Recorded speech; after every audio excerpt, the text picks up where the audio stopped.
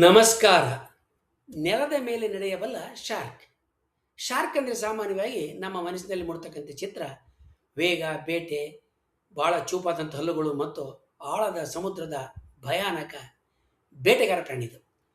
ಸಮುದ್ರದ ಕಡಲಿನ ಜೀವ ಜಗತ್ತಿನಲ್ಲಿ ಅದು ಚುರುಕಿನ, ಚಲನೆಯ, ಶಕ್ತಿಯ ಪ್ರತೀಕವಾಗಿ ಮತ್ತು ಕ್ರೂರತೆಯ ಪ್ರತೀಕವಾಗಿ ನಮಗೆ ಕಾಣಿಸ್ತದೆ. ಆದರೆ ಪ್ರಕೃತಿ ತನ್ನ ವೈಚಿತ್ರ್ಯವನ್ನು ಅನೇಕ ಬಾರಿ ಇದೇ ಪರಿಚಿತ ರೂಪಗಳ ಒಳಗಡೆ ಮರೆ ಮಾಡಿರ್ತದೆ. ಯಾಕಂದರೆ ಎಲ್ಲ ಶಾರ್ಕುಗಳು ಒಂದೇ ಥರದ ಬದುಕನ್ನು ಸಾಗಿಸೋದಿಲ್ಲ. ಎಲ್ಲ ಶಾರ್ಕುಗಳು ಒಂದೇ ಥರದ ಚಲನೆಯನ್ನು ಕೂಡ ಅವಲಂಬಿಸೋದಿರಲ್ಲ. ಕೆಲವು ಶಾರ್ಕುಗಳು ಕಡಲಿನ ಆಳಗಳಲ್ಲಿ ವೇಗವಾಗಿ ಈಸ್ತಾ ಬೇಟೆಯಾಡ್ತಕ್ಕಂಥ ಜೀವಿಗಳಾದರೆ, ಕೆಲವು ಶಾರ್ಕುಗಳು ಅಲ್ಪ ಆಳದ ಹವಳದ ದಿಬ್ಬಗಳ ನಡುವೆ ಸಮುದ್ರ ತಳದ ಸಮೀಪ ನಿಧಾನವಾಗಿ ಸರಿತಾ ಬದುಕ್ತಕ್ಕಂಥ ಜೀವಿಗಳು.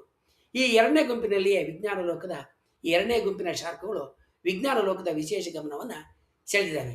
ಅವುಗಳಲ್ಲಿ ವಾಕಿಂಗ್ ಶಾರ್ಕ್ ಅಂತ ಕರೆಯಲ್ಪಡ್ತಕ್ಕಂಥ ಶಾರ್ಕುಗಳ ಗುಂಪು ಹೆಚ್ಚಿನ ಅಧ್ಯಯನಕ್ಕೆ ಈಗ ಒಳಗಾಗ್ತಾ ಇದೆ. ಇತ್ತೀಚೆಗೆ ಈ ನಡೆದಾಡುವ ಶಾರ್ಕ್ಗಳ ಗುಂಪಿಗೆ ಇನ್ನೊಂದು ಹೊಸ ಸದಸ್ಯ ಸೇರ್ಪಡೆಯಾಗಿದೆ. ಪಪುವಾ ನ್ಯೂಗಿನಿಯಾದ ಆಗ್ನೇಯ ಕರಾವಳಿಯ ಮಿಲ್ಮೆ ಕಡಲಿನ ಪ್ರದೇಶದಲ್ಲಿ ವಿಜ್ಞಾನಿಗಳು ಹೊಸದಾದಂಥ ವಾಕಿಂಗ್ ಶಾರ್ಕ್ ಅಂದರೆ ನಡೆದಾಡ್ತಕ್ಕಂಥ ಶಾರ್ಕ್ ಜಾತಿಯನ್ನು ಗುರುತಿಸಿದ್ದಾರೆ.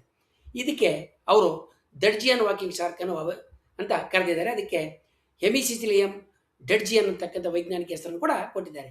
ಇದು ಎಪಾಲೆಟ್ ಶಾರ್ಕ್ಗಳು ಅಂತ ಕರೆಯಲಾಗ್ತಕ್ಕಂಥ ಗಾತ್ರದಲ್ಲಿ ಸಣ್ಣವಾದರೂ ಕೂಡ ವಿಕಾಸದ ದೃಷ್ಟಿಯಿಂದ ಅತ್ಯಂತ ಕುತೂಹಲದ ಗುಂಪಿಗೆ ಸೇರಿದಂಥ ಪ್ರಾಣಿಗಳಾಗಿದ್ದಾವೆ, ಸಮುದ್ರ ಜೀವಿಗಳಾಗಿದ್ದಾವೆ. ಈ ಹೊಸ ಜಾತಿಯ ಶಾರ್ಕ್ನ ವಿಶೇಷತೆ ಕೇವಲ ಅದು ಪತ್ತೆಯಾಗಿರೋದ್ರಲ್ಲಿಲ್ಲ, ಅದರ ಬದಲು ಅದರ ಜೀವನದ ಮತ್ತು ಬದುಕಿನ ಶೈಲಿಯಿದೆ. ಇತರ ಅನೇಕ ಶಾರ್ಕ್ಗಳಂತೆ ಕೇವಲ ಈಜೋದಕ್ಕಿಂತಲೂ ಅದು ತನ್ನ ಎದೆ ಮತ್ತು ಹೊಟ್ಟೆಯ ಭಾಗದ ಜೋಡಿ ಈಜು ರೆಕ್ಕೆಗಳನ್ನ ನೆಲದ ಮೇಲೆ ಒತ್ತಿಕೊಂಡು ಕಡಲಿನಡಿನಲ್ಲಿ ನಡೆಯ ರೀತಿಯಲ್ಲೇ ಮುಂದೆ ಸರಿದಾಡಬಲ್ಲದು. ಅಲೆ ಇಳಿದಾಗ ಹವಳದ ದಿಬ್ಬುಗಳ ನಡುವೆ ಉಳಿದಿರತಕ್ಕಂಥ ಕಡಿಮೆ ಆಳದ ನೀರಿನ ಕೊಳಗಳಲ್ಲಿ ಜಾಗಗಳಲ್ಲಿ ಕಲ್ಲಿನ ಬಿರುಕುಗಳ ನಡುವೆ ಸಮುದ್ರ ತಳದ ಅಸಮವಾದಂಥ ಮೇಲ್ಮೈಗಳ ಮೇಲೆ ಇಂಥ ಚಲನದಕ್ಕೆ ಅತ್ಯಂತ ಸಹಾಯಕವಾಗ್ತದೆ. ವಿಕಾಸದ ಇತಿಹಾಸವನ್ನು ನೋಡಿದರೆ ಶಾರ್ಕ್ಗಳು ಸುಮಾರು 40 ಕೋಟಿ ವರ್ಷಗಳಿಂದಲೂ ಭೂಮಿ ಮೇಲಿದ್ದಾವೆ. ಆದರೆ ಜೆನೆಟಿಕ್ ಸಂಶೋಧನೆಗಳ ವಂಶವಾಹಕ ಸಂಶೋಧನೆಗಳ ಪ್ರಕಾರ ಈ ನಡೆದಾಡ್ತಕ್ಕಂಥ ಶಾರ್ಕ್ಗಳು ಕೇವಲ 90 ಲಕ್ಷ ವರ್ಷಗಳ ಹಿಂದೆ ವಿಕಾಸಗೊಂಡವು. ಅಂದರೆ ಇಡೀ ಶಾರ್ಕ್ ಸಾಮ್ರಾಜ್ಯದಲ್ಲೇ ಇವು ಅತ್ಯಂತ ಕಿರಿಯ ಅಥವಾ ಹೊಸ ಪ್ರಭೇದಗಳಾಗಿದ್ದಾವೆ. ಇವು ಇನ್ನೂ ವಿಕಾಸದ ಹಂತದಲ್ಲಿದ್ದಾವೆ ಅನ್ನೋದು ಇದಕ್ಕೆ ಸಾಕ್ಷಿಯಾಗುತ್ತೆ. ಈ ಶಾರ್ಕ್ಗಳು ಉಷ್ಣವಲಯದ ಆಳವಿಲ್ಲದ ಹವಳದ ಬಂಡೆಗಳಂದರೆ ಕೋರಲ್ ರೀಫ್ ನಡುವೆ ವಾಸ ಮಾಡ್ತವೆ. ಅದು ಕಡಲಿನ ಉಬ್ಬರ ಇಳಿದಾಗ ಇಲ್ಲಿ ಆಮ್ಲಜನಕದ ಮಟ್ಟ ದಿಢೀರ್ನೆ ಕುಸಿಯುತ್ತೆ. ಇಂಥ ಕಠಿಣ ಪರಿಸರದಲ್ಲಿ ಬದುಕೋದಕ್ಕೆ ಇವು ತಮ್ಮ ಹೃದಯದ ಬಡಿತ ಮತ್ತು ಉಸಿರಾಟದ ಕ್ರಿಯೆಯನ್ನು ನಿಧಾನಗೊಳಿಸ್ತಕ್ಕಂಥ ವಿಶಿಷ್ಟ ಸಾಮರ್ಥ್ಯವನ್ನು ಗಳಿಸ್ಕೊಂಡಿದ್ದಾವೆ. ನೀರಿನಿಂದ ಹೊರಬಂದರೂ ಕೂಡ ಇವು ಸುಮಾರು 2 ಗಂಟೆಗಳ ಕಾಲ ಆಮ್ಲಜನಕ ಇಲ್ಲದೆ ಬದುಕಬಲ್ಲವು. ಈ ಶಾರ್ಕ್ಗಳು ತುಂಬ ದೂರದ ಪ್ರದೇಶಗಳಿಗೆ ಅಥವಾ ದೂರಕ್ಕೆ ಈಜೋದಿಲ್ಲ. ತಾವು ಹುಟ್ಟಿದ ಹವಳದ ದಿಬ್ಬದ ಆಸುಪಾಸಿನಲ್ಲಿ ಅಂದರೆ ಸುಮಾರು 1 ರಿಂದ 2 ಕಿಲೋಮೀಟರ್ ವ್ಯಾಪ್ತಿನಲ್ಲೇ ಅವು ಇಡೀ ತಮ್ಮ ಬದುಕನ್ನು ಕಳಿತವೆ. ಲಕ್ಷಾಂತರ ವರ್ಷಗಳ ಹಿಂದೆ ಕಡಲಿನ ಮಟ್ಟ ಏರುಪೇರಾದಾಗ ಮತ್ತು ಫಲಕಗಳೆಲ್ಲ ಸರಿದಾಗ ಈ ಶಾರ್ಕ್ಗಳ ಗುಂಪು ಪರಸ್ಪರ ಬೇರ್ಪಟ್ಟವು. ಆಯಾ ಪ್ರದೇಶದ ವಾತಾವರಣಕ್ಕೆ ಹೊಂದಿಕೊಳ್ಳುತ್ತಾ ಇವು ಪ್ರತ್ಯೇಕ ಪ್ರಭೇದಗಳಾಗಿ ಅಂದರೆ ಸ್ಪೀಸೀಸ್ ಆಗಿ ವಿಕಾಸಗೊಂಡವು. ಸದ್ಯಕ್ಕೆ ಇಂತಹ 10 ಪ್ರಭೇದಗಳನ್ನ ನಡೆದಾಡ್ತಕ್ಕಂಥ ಶಾರ್ಕ್ ಪ್ರಭೇದಗಳನ್ನ ಗುರುತಿಸಲಾಗುತ್ತೆ. ಹಿನ್ನೆಲೆಯನ್ನು ಅರ್ಥ ಮಾಡ್ಕೊಳ್ಳೋದಕ್ಕೆ ನಾವು ಪಪುವಾ ನ್ಯೂಗಿನಿ ಮತ್ತು ಪೂರ್ವ ಇಂಡೋನೇಷ್ಯಾ ಮತ್ತು ಉತ್ತರ ಆಸ್ಟ್ರೇಲಿಯಾದ ನಡುವೆ ಹರಡಿರ್ತಕ್ಕಂಥ ಕಡಲಿನ ಸಮುದ್ರದ ಪ್ರದೇಶವನ್ನು ಗಮನಿಸಬೇಕು. ಇದು ನಿರಂತರವಾದ ಸಮುದ್ರದ ವಿಸ್ತಾರ ಅಲ್ಲ, ಬದಲಾಗಿ ದ್ವೀಪಗಳ ಸರಪಳಿ, ಹವಳದ ದ್ವೀಪಗಳು, ಅಗ್ಗದಾದಂಥ ಆಳವಿಲ್ಲದಂಥ ಸಮುದ್ರದ ಅಡೆತಡೆಗಳು, ಆಳದ ನೀರಿನ ವಿಭಾಗಗಳು, ಸಮುದ್ರ ಹುಲ್ಲುಗಾವಲುಗಳು ಮತ್ತು ಕಾಲಕ್ಕೆ ಅನುಗುಣವಾಗಿ ಬದಲಾಗಿರ್ತಕ್ಕಂಥ ಸಮುದ್ರ ಮಟ್ಟಗಳ ಸಂಕೀರ್ಣ ಭೌಗೋಳಿಕ ಜಾಲ ಇದು. ಇಂಥ ಪ್ರದೇಶಗಳಲ್ಲಿ ಜೀವಿಗಳು ಒಂದು ಸ್ಥಳದಿಂದ ಮತ್ತೊಂದು ಸ್ಥಳಕ್ಕೆ ಸುಲಭವಾಗಿ ಹೋಗದೆ ಹರಡದೆ ಸಣ್ಣ ಪ್ರತ್ಯೇಕವಾದ ಗುಂಪುಗಳಾಗಿ ಬೇರ್ಪಡ್ತಕ್ಕಂಥ ಸಾಧ್ಯತೆ ಭಾಳ ಹೆಚ್ಚು. ನಡೆದಾಡ್ತಕ್ಕಂಥ ಶಾರ್ಕ್ಗಳ ಕಥೆಯ ವಿಷಯದಲ್ಲೂ ಕೂಡ ಇದೇ ರೀತಿಯ ಘಟನೆಗಳು ಸಂಭವಿಸಿದ್ದಾವೆ. ಒಂದು ಮೂಲ ವಂಶದ ಶಾರ್ಕ್ಗಳು ಈ ಪ್ರದೇಶದ ಹವಳದ ದಿಬ್ಬಗಳಲ್ಲಿ ಹರಡಿಕೊಂಡಿದ್ದರೆ ನಂತರದ ಭೌಗೋಳಿಕ ಬದಲಾವಣೆಗಳು ಅಂದರೆ ಸಮುದ್ರ ಮಟ್ಟದ ಏರಿಳಿತ, ದ್ವೀಪಗಳ ನಡುವಿನ ಅಂತರ, ಆಳವಿಲ್ಲದಂಥ ನೀರಿನ ಅಡೆತಡೆಗಳು, ಪ್ರತ್ಯೇಕ ದಿಬ್ಬಗಳು ರೂಪುಗೊಳ್ತಕ್ಕಂಥದ್ದು, ಇವೆಲ್ಲದರ ಪರಿಣಾಮಗಳು ಅವುಗಳು ಪರಸ್ಪರ ದೂರವಾದಂಥ ಸಣ್ಣ ಗುಂಪುಗಳಾಗಿ ವಿಭಜಿಸಿರಬಹುದು. ಈ ಪ್ರತ್ಯೇಕತೆ ದೀರ್ಘಕಾಲ ಮುಂದುವರೆದಂತೆ ಪ್ರತಿ ಗುಂಪು ತನ್ನದೇ ಆದಂಥ ಪರಿಸರದ ಒತ್ತಡಗಳಿಗೆ ಹೊಂದಿಕೊಳ್ತಾ ಇನ್ನೊಂದು ಪ್ರಭೇದದ ಶಾರ್ಕ್ ಆಗಿ ಬದಲಾಗತೊಡಗಿದವು. ಹೀಗೆ ಮೂಲ ಶಾರ್ಕ್ಗಳಿಂದ ದೂರವಾದಂಥ ಗುಂಪುಗಳು ಕ್ರಮೇಣ ಹೊಸ ಪ್ರಭೇದಗಳಾಗಿ ಬೆಳೆದವು. ಜೀವ ವಿಕಾಸದಲ್ಲಿ ಇದನ್ನೇ ಸ್ಥಳೀಯ ಪ್ರತ್ಯೇಕತೆಯಿಂದ ಉಂಟಾಗ್ತಕ್ಕಂಥ ಪ್ರಭೇದಕರಣ ಅಂತ ಕರೀತಾರೆ. ಹೊಸ ಶಾರ್ಕ್ ಜಾತಿಯ ಪತ್ತೆ ಈ ಪ್ರಕ್ರಿಯೆ ಇನ್ನೊಂದು ಸ್ಪಷ್ಟ ಉದಾಹರಣೆ ಅಂತ ನಾವು ಹೇಳ್ಬೋದು.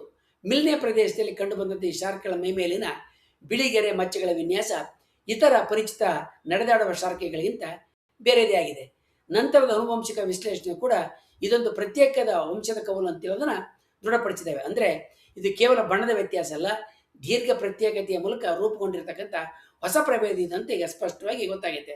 ಈ ಗುಂಪಿನ ಶಾರ್ಕ್ಗಳು ನಡೀತಕ್ಕಂಥ ಚಲನೆ ಕೂಡ ವಿಕಾಸದ ದೃಷ್ಟಿಯಿಂದ ಬಹಳ ಮಹತ್ವವಾದ್ದೆ. ಇದು ಭೂಮಿಯ ಮೇಲಿನ ಪ್ರಾಣಿಗಳಂತೆ ನೆಲದ ಜೀವನಕ್ಕೆ ಹೊರಟಂಥ ಹೆಜ್ಜೆ ಅಲ್ಲ, ಬದಲಾಗಿ ಅಲ್ಪ ಆಳದ ಹವಳದ ಜಗತ್ತಿನಲ್ಲಿ ಬದುಕೋದಕ್ಕೆ ಮಾಡಿಕೊಂಡಿರ್ತಕ್ಕಂಥ ಸ್ಥಳೀಯವಾದಂಥ ಹೊಂದಾಣಿಕೆ. ಹವಳದ ದಿಪ್ಪಗಳ ನಡುವೆ ಕಲ್ಲಿನ ಬಿರುಕುಗಳಲ್ಲಿ ಅಲೆಗಳು ಇಳಿದಾಗ ಉಳಿತಕ್ಕಂಥ ಸಣ್ಣ ಕೊಳಗಳಲ್ಲಿ, ಸಣ್ಣ ನೀರಿನ ಪ್ರದೇಶಗಳಲ್ಲಿ ದೇಹವನ್ನು ನೆಲದ ಸಮೀಪ ಇಟ್ಟುಕೊಂಡು ಈಜು ರೆಕ್ಕೆಗಳನ್ನು ಕಾಲುಗಳಂತೆ ಬಳಸಿ ಸರಿತಕ್ಕಂಥದ್ದು ಈ ಜೀವಿಗೆ ಎಷ್ಟು ಅನುಕೂಲಕರವಾಗೈತೆ ಅನ್ನೋದು ನಾವು ಅದನ್ನು ಚಲನೆ ನೋಡಿದಾಗಲೇ ಸ್ಪಷ್ಟತೆ. ಕೆಲವು ನಡೆದಾಡ್ತಕ್ಕಂಥ ಶಾರ್ಕ್ಗಳು ಕಡಿಮೆ ಆಮ್ಲಜನಕ ಇರತಕ್ಕಂಥ ನೀರಿನಲ್ಲೂ ಕೂಡ ತಾಳಿ ಬದುಕಬಲ್ಲವು. ಸ್ವಲ್ಪ ಕಾಲ ನೀರಿನಿಂದ ಹೊರಗಾಗ್ತಕ್ಕಂಥ ಪರಿಸ್ಥಿತಿಯನ್ನು ಕೂಡ ಇವು ಎದುರಿಸ್ತಕ್ಕಂಥ ಸಾಮರ್ಥ್ಯವನ್ನು ಹೊಂದಿದ್ದೇವೆ ಅಂತ ತಿಳಿದು ಬಂದೈತೆ.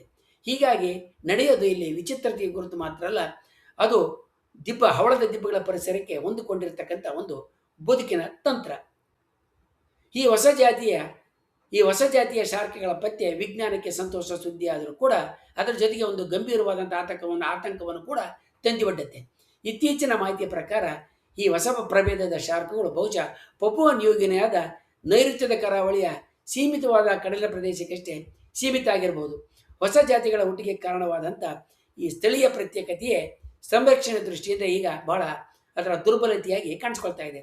ವಿಶಾಲವಾದಂಥ ಸಾಗರಗಳಲ್ಲಿ ವ್ಯಾಪಕವಾಗಿ ಹರಡಿರುವ ಪ್ರಾಣಿಗಳಿಗೆ ಸ್ಥಳೀಯ ಹಾನಿಗಳು ಯಾವಾಗಲೂ ಅಂತಿಮವಾದಂಥ ಅಪಾಯಗಳು ಆಗಿರೋದಿಲ್ಲ. ಆದರೆ ಒಂದು ಚಿಕ್ಕ ಹವಳದ ದಿಬ್ಬಗಳ ವ್ಯವಸ್ಥೆಗೆ, ಒಂದೇ ಕರಾವಳಿ ವಲಯಕ್ಕೆ ಅಥವಾ ಒಂದೇ ಸಮುದ್ರ ಪ್ರದೇಶಕ್ಕೆ ಸೀಮಿತವಾದಂಥ ಜೀವಿಗೆ ಪರಿಸರದಲ್ಲಿ ಆಗ್ತಕ್ಕಂಥ ಸಣ್ಣ ಬದಲಾವಣೆಗಳು ಕೂಡ ದೊಡ್ಡ ಹೊಡೆತ ಆಗ್ಬೋದು, ಅವುಗಳ ಅಂತಿಮ ಅಳಿವಿಗೂ ಕೂಡ ಕಾರಣ ಆಗ್ಬೋದು. ಹವಳದ ದಿಬ್ಬಗಳ ಹಾನಿ, ಕರಾವಳಿಯ ಮಾಲಿನ್ಯ, ಅತಿಯಾದ ಮೀನುಗಾರಿಕೆ, ಸಮುದ್ರದ ತಾಪಮಾನದ ಏರಿಕೆ, ಹವಾಮಾನ ಬದಲಾವಣೆಯಿಂದ ಉಂಟಾಗ್ತಕ್ಕಂಥ ಈ ಎಲ್ಲ ಸಣ್ಣ ಪುಟ್ಟ ವ್ಯತ್ಯಾಸಗಳು ಅಥವಾ ಕಡಲಿನ ಹುಲ್ಲುಗಾವಲುಗಳಲ್ಲಿರ್ತಕ್ಕಂಥ ಕುಸಿತ, ಇಳಿಕೆ ಕೂಡ ಇವುಗಳಲ್ಲಿ ಯಾವುದಾದ್ರೂ ಒಂದೇ ಒಂದು ಈ ಜಾತಿಯ ಈ ಪ್ರಭೇದದ ಶಾರ್ಕ್ಗಳ ಮೇಲೆ ಗಂಭೀರವಾದಂಥ ಪರಿಣಾಮವನ್ನು ಬೀರ್ತಕ್ಕಂಥ ಎಲ್ಲ ಸಾಧ್ಯತೆಗಳಿದೆ ಅಂತ ವಿಜ್ಞಾನಿಗಳು ತೋರಿಸ್ತಾ ಇದ್ದಾರೆ. ಇಲ್ಲಿ ವಿಕಾಸದ ಒಂದು ವ್ಯಂಗ್ಯವನ್ನು ನಾವು ಕೂಡ ಕಾಣಬಹುದು. ದೀರ್ಘಕಾಲದ ಪ್ರತ್ಯೇಕತೆ ಹೊಸ ಪ್ರಭೇದಗಳ ಹುಟ್ಟಿಗೆ ಕಾರಣ ಆಗುತ್ತೆ, ಅಂದರೆ ಹೊಸ ಸ್ಪೀಶೀಸ್ ಹುಟ್ಟಿಗೆ ಕಾರಣ ಆಗ್ತದೆ. ಆದರೆ ಅದೇ ಪ್ರತ್ಯೇಕತೆಯೇ ಆ ಜಾತಿಗಳನ್ನು ಹೆಚ್ಚು ಅಸುರಕ್ಷಿತ ಮಾಡ್ತದೆ. ಒಂದು ಚಿಕ್ಕ ಪ್ರದೇಶಕ್ಕೆ ಸೀಮಿತವಾದಂಥ ಪ್ರಭೇದಕ್ಕೆ ವಾಸಸ್ಥಾನದ ಹಾನಿ ಅಂತ ಹೇಳಿದರೆ ಕೇವಲ ಸಂಖ್ಯೆ ಕುಸಿತ ಅಲ್ಲ, ಅದು ಆ ಪ್ರಭೇದದ ಪೂರ್ಣ ಅಸ್ತಿತ್ವವನ್ನೇ ಪ್ರಶ್ನೆ ಮಾಡ್ತಕ್ಕಂಥ ಘಟನೆಯಾಗಿ ಕಾಣಿಸ್ಕೊಳ್ತದೆ. ನಡೆದಾಡುವ ಈ ಹೊಸ ಬಗೆಯ ಶಾರ್ಕ್ಗಳು ಕುರಿತಾಗಿ ಸಂಶೋಧಕರು ವ್ಯಕ್ತಪಡಿಸಿರ್ತಕ್ಕಂಥ ಪ್ರಾಥಮಿಕ ಕಳವಳಗಳು ಎಲ್ಲವೂ ಇವೇ ಆಗಿದ್ದಾವೆ. ಈ ಪ್ರಭೇದದ ನಿಖರ ವಿತರಣೆ, ಇವುಗಳ ಸಂಖ್ಯೆ, ಇವುಗಳ ಹುಟ್ಟು ಮತ್ತು ಬೆಳವಣಿಗೆ ಸ್ಥಿತಿ, ವಾಸಸ್ಥಾನದ ಸ್ಥಿರತೆ ಕುರಿತು ಇನ್ನಷ್ಟು ಅಧ್ಯಯನಗಳು ಸಾಗಬೇಕಾಗುತ್ತೆ. ಇವುಗಳ ಆಧಾರದ ಮೇಲೆ ಇದರ ಸಂರಕ್ಷಣಾ ಹಂತವನ್ನು ನಿರ್ಧರಿಸಬೇಕಾಗ್ತದೆ ಅಂತ ವಿಜ್ಞಾನಿಗಳು ಹೇಳ್ತಾ ಇದ್ದಾರೆ. ಈ ಹೊಸ ಶಾರ್ಕ್ಗಳ ಪತ್ತೆ ಕೇವಲ ಒಂದು ಪ್ರಭೇದದ ಸಮಸ್ಯೆ ಅಲ್ಲ, ಇದು ಕೇವಲ ಒಂದು ಪ್ರಭೇದದ ಶಾರ್ಕ್ನ ಸಮಸ್ಯೆ ಅಲ್ಲ. ವಾಸ್ತವವಾಗಿ ಇದು ದ್ವೀಪಕ್ಕೆ ಸಂಬಂಧಪಟ್ಟಂಥ ಸಮುದ್ರದ ಜೀವವೈವಿಧ್ಯದ ಸಾಮಾನ್ಯವಾದಂಥ ಸಮಸ್ಯೆ.